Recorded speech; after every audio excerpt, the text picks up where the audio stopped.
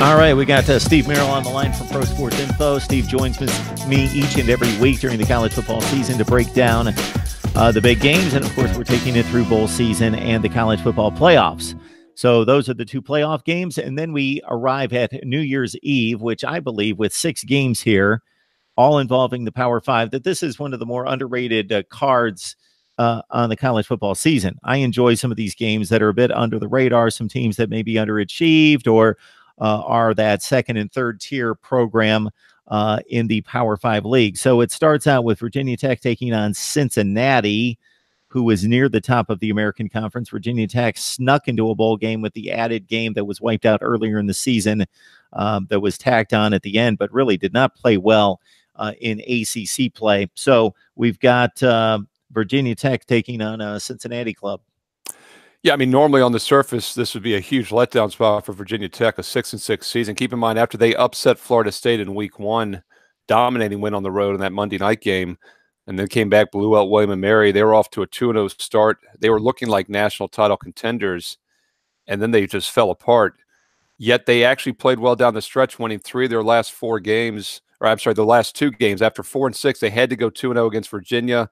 And then that makeup game, as you mentioned, against Marshall. And in fact, they won that Marshall game 41-20 as just a 3.5-point home favorite. Tells me they're excited to still be playing.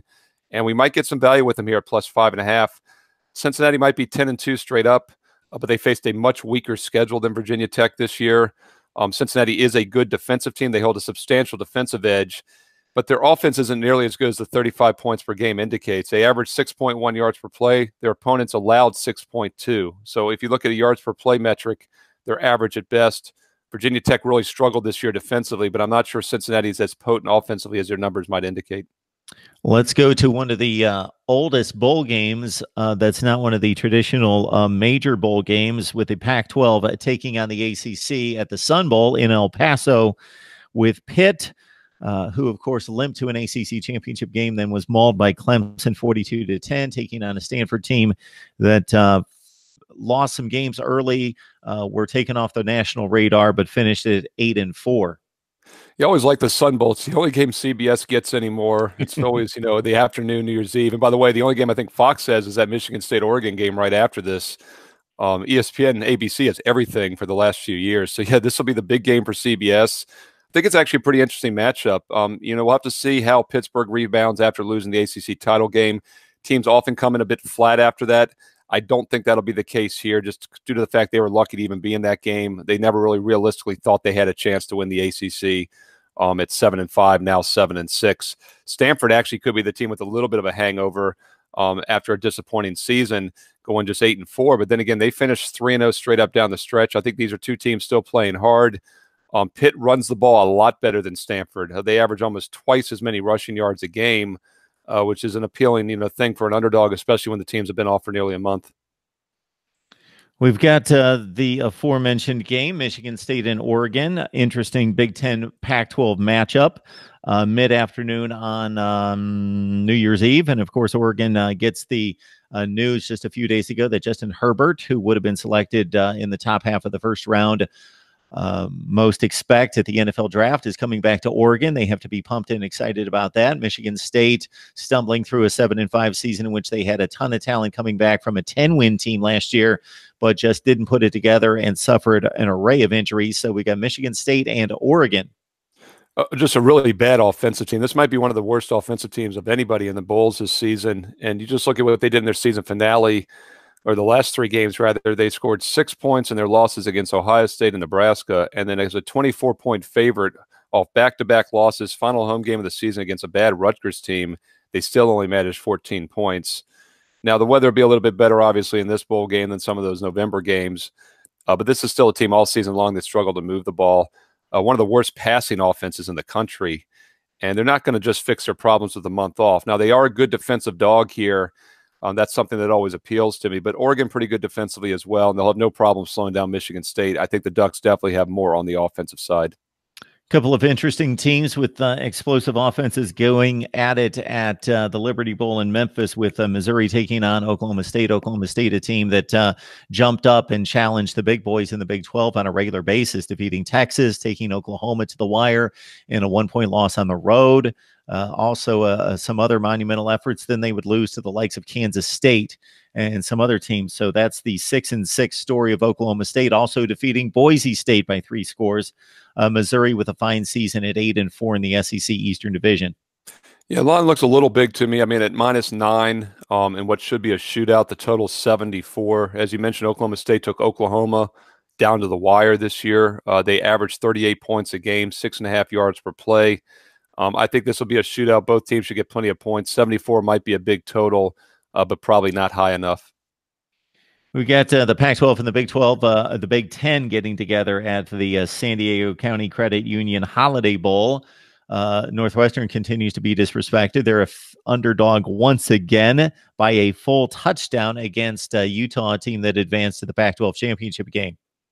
Yeah, exactly. And, Northwestern's has the makings of a dangerous underdog here, for a full touchdown dog in a bowl game. They're not explosive offensively, of course, a very weak offense, along there with Michigan State, two of the worst offenses to make the bowls, but a good defensive team. They allowed just 23.5 points a game. And if Utah comes in a little flat after that loss against Washington, this could be a spot where Northwestern's a live dog. I think it really depends on, Utah's mindset. Do they bounce back after scoring just 3 points in that loss? They'd scored at least 30 or more in their previous 3 games. Or do they kind of falter a little bit of a slow start here against a Northwestern team that played everybody close all season long? I believe Ryan Finley, quarterback of North Carolina State, is still playing as he finishes out his career at North Carolina State. The final game of the calendar year is Texas A&M and North Carolina State. And that, of course, is the Tax Slayer Gator Bowl. Yeah, I mean, once again, it's a weird New Year's Eve card. A lot of times we've had national semifinal games. We get them a lot earlier this year on the 29th. But this should be a competitive matchup. I think NC State a little bit underrated here. Now it's 7. This line opened at 4.5.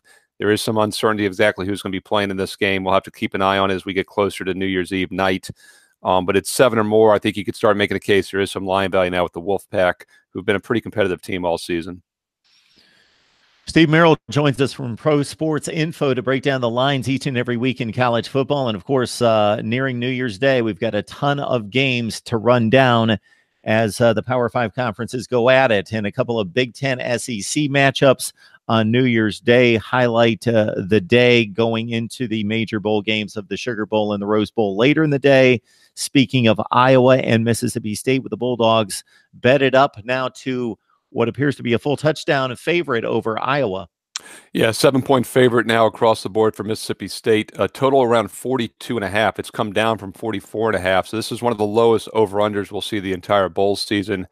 It should be a defensive battle here. Obviously, Iowa, not an explosive team, but Mississippi State's defense, probably one of the most underrated units of anybody in college football this year. They quietly allowed just 12 points per game all season long and just 4 yards per play, despite losing 4 games. And what's crazy about that is their offense isn't bad. They average 400 yards per game offensively. If you were to just look at the statistical numbers, this would be a top 5, at worst top 10 team, maybe better than even Notre Dame. So I really like Mississippi State. I think they're flying under the radar this year. Iowa was really good on the road, 43 points a game, but I think that offense is going to struggle in this one against a very underrated Mississippi State defense. All right. Kentucky, who given a little credit for the wins that they mounted throughout the season based on the Vegas lines, goes up against a Penn State team that's got a pretty big number here, going from about 4 points when the game opened to about 6 to 6.5 points right now for Penn State over Kentucky at the Citrus Bowl. Yeah, it's right around 6.5, so it will be interesting to see if that momentum continues, and it hits a very key number, of course, of 7. We have a few days to go here. We'll see if that line continues to rise. Kentucky got off to that surprisingly strong start. They definitely faltered a bit down the stretch. In fact, despite going 9-3 straight up this year, they were just 5-7 against the number. Meanwhile, Penn State 9-3, a bit of a disappointing season for some, actually went 7-5 against the spread. So I think a lot of people would be surprised that at 9-3 for both squads, Penn State actually had the better spread record this year. I think that's one of the reasons we've seen that line climbing. They also finished the regular season with 3 straight wins. So after a 6-3 lackluster midseason mark, they did finish strong down the stretch. So I think they'll be excited to be in this game. And if they show up, I think they're the better team. And here we have it, Steve. We've got Central Florida. And we know what they accomplished last year at the end of the season, running the table, then defeating a top SEC team. They get another crack at another top 2-3 SEC team in LSU, who finished 9-3. Central Florida, of course, undefeated. This game played out at the Fiesta Bowl, and LSU's a full touchdown favorite. Yeah, Central Florida's got the better offense. Even with the quarterback change, no matter who's there, I think they're the better offensive team. LSU, very lackluster offensively. They might have put up 32 points a game this year, but they only averaged 5.4 yards per play against opponents that allowed 5.4. So an average offense from a yards per play perspective.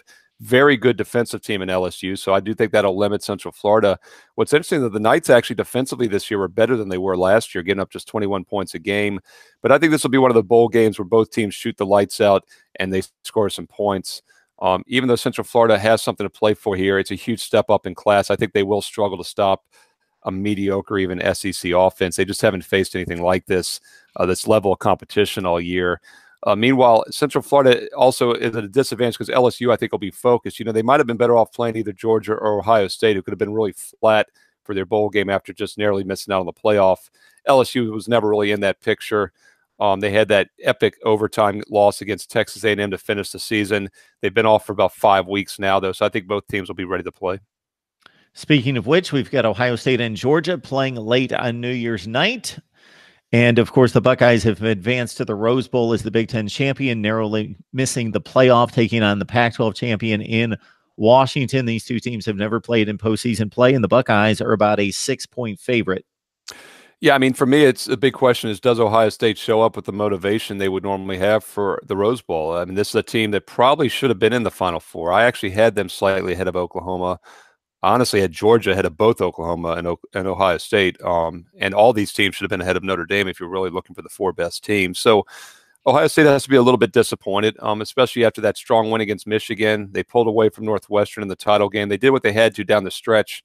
But the fact remains, this is not a good defensive team. On the season, they gave up nearly 6 yards per play.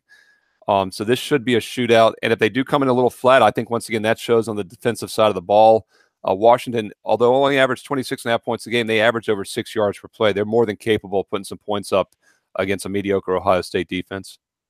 Joined by Steve Merrill from Pro Sports Info. Steve joins me on a regular basis during the college football season. And, of course, we're taking it on through postseason play and arriving at the final game before the national championship game on New Year's night. And, Steve, if we're just looking at matchups and going to strip away the traditional tie-ins to the bowl games, it would have been a whole lot of fun, I think, to see Ohio State and Georgia play, and Washington could have played Texas. But instead, we've got a Texas team that played a decent Big 12 championship game. They were in it against Oklahoma until the final 4 or 5 minutes and lost by 12, taking on a Georgia team that, of course, if you're just going by the eye test, took care of business throughout the season, excluding the loss at LSU, and then they show up and outplay Alabama for most of the game before losing by a touchdown.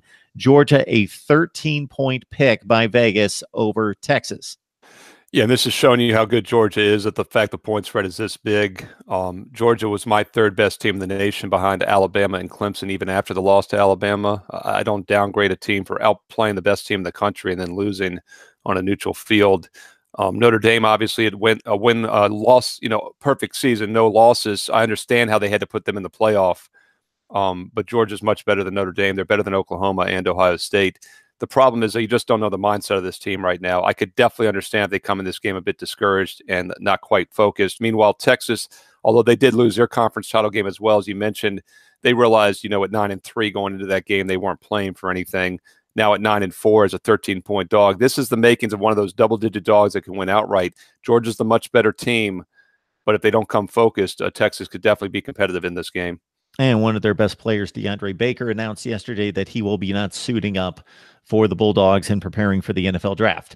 Steve Merrill, Pro Sports Info. Again, it's just not college football, but the NFL, Major League Baseball, of course, during the season, college basketball, and the NBA. So check them out right there at prosportsinfo.com. Steve, we appreciate you wrapping up the bowl season for us.